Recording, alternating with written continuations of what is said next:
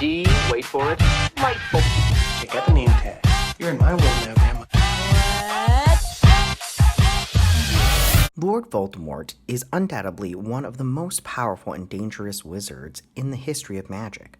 But he is still only one man, and one man can only achieve so much alone.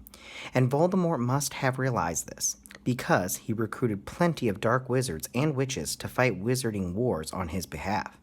This horror squad was more commonly known as the Death Eaters. Although Lord Voldemort was ultimately defeated, he almost conquered the wizarding world, and the Death Eaters were clearly a key part in his success. Most of the evil characters in the Harry Potter saga were or eventually become Death Eaters, but there were plenty of scary folks who weren't. So, here are some Harry Potter characters who would have made terrifying Death Eaters, but never actually joined up with Voldemort. Corvus Lestrange. We all only got a glimpse of the kind of man that Corvus Lestrange was in Fantastic Beasts: The Crimes of Grindelwald, but it seems pretty fair to assume that he is just the kind of guy who would have loved to become a Death Eater. Aside from being the ancestor of some of Voldemort's most enthusiastic followers, Corvus seems to be an absolutely terrible person who would have revealed the opportunity to embrace his basest impulse as one of Voldemort's acolytes. The story of this loveless and cruel monster mirrors a lot of the history behind Voldemort's life too, so they would really be a match made in hell. Vinda Razier. If Gellert Grindelwald is the previous generation's version of Lord Voldemort, then Vinda Razier is the previous generation's version of Bellatrix Lestrange. Vinda appeared to be one of Gellert's most loyal followers, and she seemed to be one of the few people that Grindelwald truly trusted. She also seemed to be a completely immoral, downright evil woman who had no qualms about crossing ethical lines and who casually murdered children, among other things. She absolutely loathed non-magical folk, and, unsurprisingly, other members of the pure-blood Razier family wound up becoming Death Eaters as well. If she had just been born a few decades later, she undoubtedly would have been a prominent Death Eater. Marvolo Gaunt. It's actually quite interesting that Lord Voldemort never got to know his grandfather, and yet his life philosophy seems to match up almost perfectly with Marvolo Gaunt's. Gaunt was the patriarch of one of the few pure-blood wizarding families left in the world, and he was violent, cruel, and prejudiced. He often lamented the fact that the Gaunt family had seen such a fall from grace, but he was also extremely prideful and saw himself above almost everyone in the wizarding world. He undoubtedly would have been thrilled to see his grandson rise up and attempt to conquer the entire wizarding world, and would have been right beside him at the fight. Morphin Gaunt. Just like his father, Morphin was a violent, cruel, and extremely bigoted man who was obsessed with wizarding blood purity, and who despised all muggles. Tom Riddle seemed to take after his grandfather and uncle very much, and although Tom was more than happy to discard his uncle and frame him for the murders of the entire Riddle family, of course Voldemort himself was the one who killed them, if he had actually given Morphin a chance to join his squad of Death Eaters, Morphin undoubtedly would have relished in the opportunity to kill muggles with impunity and advance the status of his family. Petunia Dursley. Aunt Petunia was a muggle, so Lord Voldemort clearly never would have given her the chance to become one of his Death Eaters, but she and Voldemort had quite a lot in common, namely, an absolute and intense hatred for Harry Potter. Maybe Petunia didn't hate Harry quite enough to actually kill him, but she was more than happy to treat him like a stray dog that was trying to steal the leftover scraps of her food. And she undoubtedly would have betrayed Harry if she knew there was something to gain from it.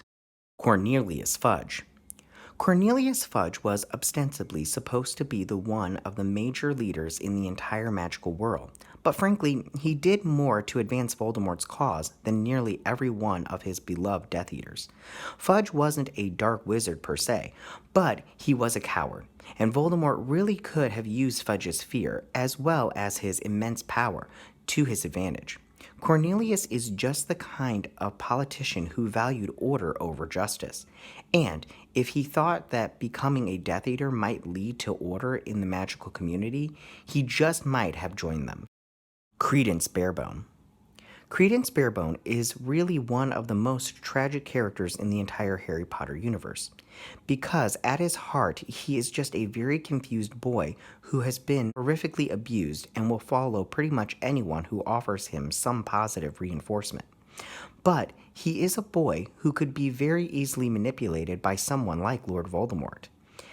And as obscure as he is a wizard with a destructive power unlike anything that the world has ever seen.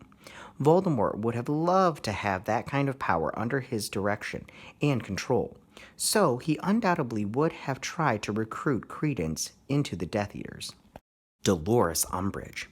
Although Dolores Umbridge was one of the higher-ranking members of the Ministry of Magic, and so in theory should do whatever it takes to protect the wizarding world, it seems unlikely that it would have taken a lot of convincing to get her to join Lord Voldemort's Death Eaters. Umbridge is a character who loved to use the rule of law in a malignant and malicious way, and it seems that nothing in this world gave her greater pleasure than abusing and hurting people that were stuck under her thumb. She also wanted to attain the highest rank that she could, no matter the cost. So, if Voldemort had offered her glory and the chance to torture people, then she undoubtedly would have joined him. Gellert Grindelwald. The entire wizarding world is incredibly lucky that Lord Voldemort and Gellert Grindelwald were never at large at the same time, because if they had joined forces, then they undoubtedly would have conquered the magical realm. It seems unlikely that someone as powerful and arrogant as Gellert Grindelwald would be comfortable falling in line behind Lord Voldemort. But if they form some kind of tag team in order to take over the wizarding world, then even the likes of Albus Dumbledore and Harry Potter would have had a very hard time beating them back and stopping them from achieving their goal. Delphine Diggory. For anyone who is unfamiliar with Delphine Diggory, she is actually the secret daughter of Bellatrix Lestrange and Lord Voldemort himself. And despite the fact that Delphine never even met her father, she appears to be one of his most faithful and loyal followers. She even tried to use a time turner to go back in time and help Voldemort become the ultimate victor in his war. Although Voldemort clearly never seemed like the fatherly type, he undoubtedly would have appreciated a servant who was as loyal, powerful, and resourceful as Delphine. And clearly her greatest dream in life was to follow her father. Hey nerds, if you like this video, go ahead and click that Geek What icon and subscribe. If you want to see more videos like this, join me every Tuesday where you can check out the list.